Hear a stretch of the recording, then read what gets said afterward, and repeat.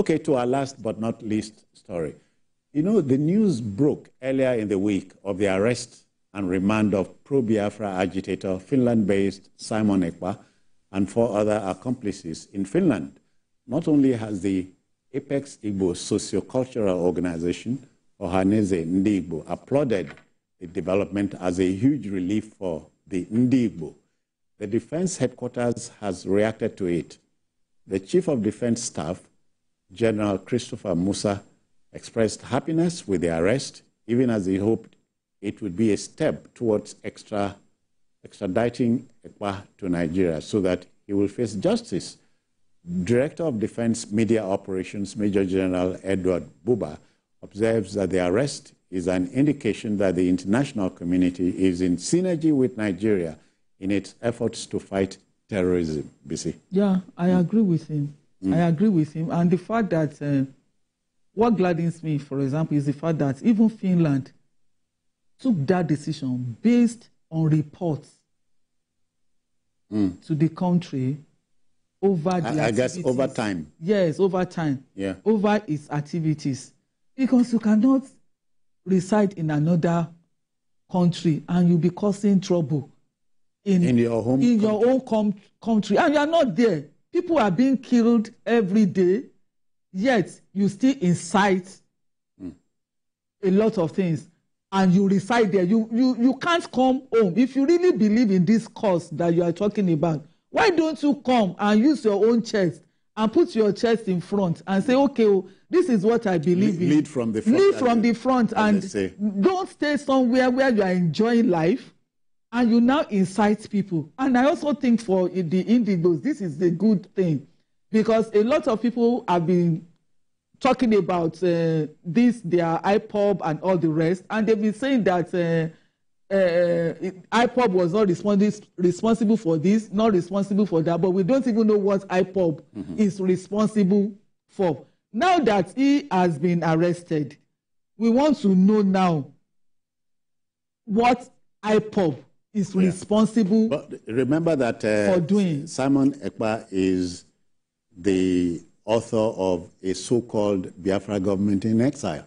Yes, and you know that even this is, Nnamdi Kanu, that is in prison now, or in detention. The lawyer has said that he's even rejoicing over the detention of this person. Because I think there is a big division in that IPOB. He calls his self-acclaimed leader of Biafrans in exile. But the people here will tell you that they don't recognize him. That's Kanu. That they don't recognize Simon Ekpa. Simon Ekpa. Yeah. You understand? But at the same time, what he says is what we see. When he incites, we see bloodshed. Do you get? Yes, you say you don't. We don't really know what is going on. But I also want to think that this guy has a personal ambition, which is probably driving him. You know, he's been elected a deputy councillor in Finland in his own community in Finland. So maybe he thinks that driving a cause like Biafran will be seen as a social cause, and that will give him a leverage where he is. But for me, I just think I want to commend Finland for what has been done, because they won't just arrest him without getting tangible reasons for arrest, because they said he had earlier been questioned over some issues before this arrest, and now they can even claim they can see that he was even involved in collecting money for sponsoring some kind of terrorism. But these allegations, they have not. But I think we have to stress very well that he has never, Ekpa has never been convicted of any crime. Exactly. He's just been alleged. And I think in detention for now. But the truth is that he's in also deep yes, because I think the young man probably underestimated the capacity of Nigeria. Yes, in the international arena, Nigeria is not a small pride that, we look at about 178, countries that have representations in Nigeria. Finland is one, both in Lagos and in Abuja. Yeah. So what that means is that Nigeria is important to that country. And that's not a place where you can think you can do everything and get away with. Yeah. You see, terrorism is a hot potato, issue everywhere in the world. And you are talking with this, you should know that there will be the judgment day. That has come for him. Yes, you won't believe it. He has put himself in a very deep hole. How he will come out of it, it will be very, very so Number one, he holds a dual citizenship, but it's never, he wasn't born in that place. He's a Nigerian. They can renounce his. It's possible. They can cancel it. Yes. Okay. That is one. His lawyer is advancing the theory that everything is politically motivated. By the way, he's a lawyer. So no, his own lawyer is advancing the theory that his Ekpa's problem is politically motivated. Yeah. Now, the Nigerian government nobody has talked about the evidence put forward by the Nigerian government. Certainly, there must have been. You get what for the government over there. Finland is relying on even his social media posts, which they think are. And when you look at the associations he keeps, the way he organizes and everything, apart from his toxic, rhetorics, you will know that he has really put himself in a tight corner. So he asked for it. No, he asked for it. So now, many of the things that will determine his fate is he may want to ask for, because in Finland, extradition is a very difficult thing. You have to guarantee there will be fair trial before they can release anybody to you. So his case is not... Fair trial is relative. And that is it. But you should know that it's just a one person. And you look at the trade relationship between Nigeria and Finland, it benefits that country more than it does for us. You hear what I'm saying? So there are so many things that are at play. Nigerian government, being a democratic government, can actually guarantee that, the courts will decide his fate. We're not a military government. And the government over there will be banned. So diplomatic, relations will determine this. I really feel for him, but I don't pity him, because when you look at the way he's been doing it, you now ask, is this the same Nigeria you'll believe in Biafra?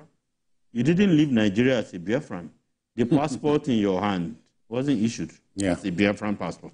The Nigerian passport. There is no place called Biafra. So now, you go to abroad and it's like what Yoruba will say, Matile, Matoko, Sonosile, or something like that. What you've been doing is so bad. And each time you do it, people know what happens in Nigeria, especially in the southeast. So some of these are part of the body of evidence that weighs heavily against it. Bisi, as we make to take this issue home, are we looking at a political solution to the, as he mentioned, Nnamdi Kanu's ordeal? Yeah, that's another point I wanted to raise. That now that Nnamdi Kanu's lawyer is even rejoicing over Ekpa's detention, that probably just to clear Nnamdi Kanu, in a way, because we also know that he's been opposing the violence in that part of the country since he's been detained. He was also like this, but when he was detained, he saw another life, and he began to sing different tunes. So maybe, and when he said that Finland will only release Ekpa if Nigeria can guarantee fair hearing, Nigeria will now have to prove that with Kanu's case, because we know there are many decisions about him to be freed. Not the same administration. And yes, but it is. And that's why the approach has not been the same. But the court has said that it should be released. Under this administration? I don't know. Court is not about administration. Court is the judiciary. The decisions of courts are not based on administration. It is based on a pronouncement. But the government has appealed now. So what I'm saying is that that's the point. The point I'm trying to make is that for this government to prove that it's going to give a fair hearing or that it's going to be fair, I think it needs a political solution to the issue of Nnamdi Kanu. And good enough, the elders in the Southeast, they've been approaching the government regarding Nnamdi Kanu, and they've been, discussing about that. So, well, Yusuf, what I'm saying is, let me rub this in. The defense chief, asking for an extradition of Nnamdi Kanu, he must have a reason for doing so. Of Ekpa, I'm sorry, of Simon Ekpa. I'm not happy. I'm not happy about that. I would have preferred about the defense chief, asking for. I would have preferred my attorney general or the minister of foreign affairs so that to put a civilian face to this matter. You get what I'm saying? Yeah, sorry, we have a caller here. Okay. He wants to join. Welcome, sir. Are you there? Good evening.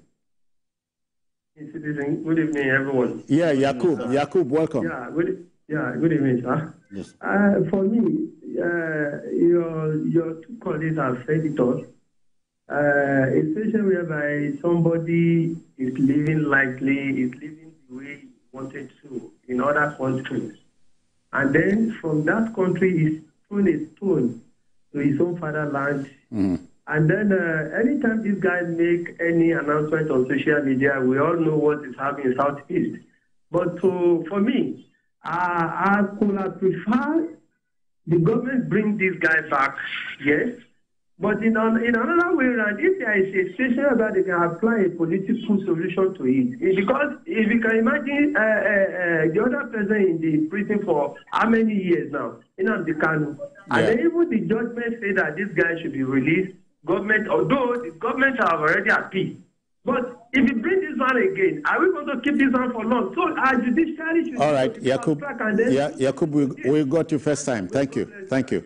Yeah. I think I align with his political solution, which she also said, because I'm seeing Samuel Ekpa, being brought to Nigeria, but we should do a political solution. With the arrest of Nnamdi Kanu, has it solved any problem? No. Nigeria muzzled, but did it solve any problem? So if we bring this one to Nigeria, whether fair hearing or not fair hearing, it will not still solve the problem. Let's solve the Biafran agitation issue. Okay. Can be solved. All problems are resolved. All right, gentlemen, our job is done, but not before thanking Dr. Olabisi Deji-Folutile for coming. Thanks for having me. Adekule Yusuf, thank you for your intervention. Thank you. So that's it, folks, on the program today. If you missed any part of it, not to worry. Later tonight at 11, we have a repeat broadcast. We'll take your airtime. Just to remind you, we're also on YouTube at youtube.com/TVC News Nigeria. On behalf of the Backroom Boys, this is yours sincerely, Citizen Jones Hussein, saying thank you. Bye-bye now.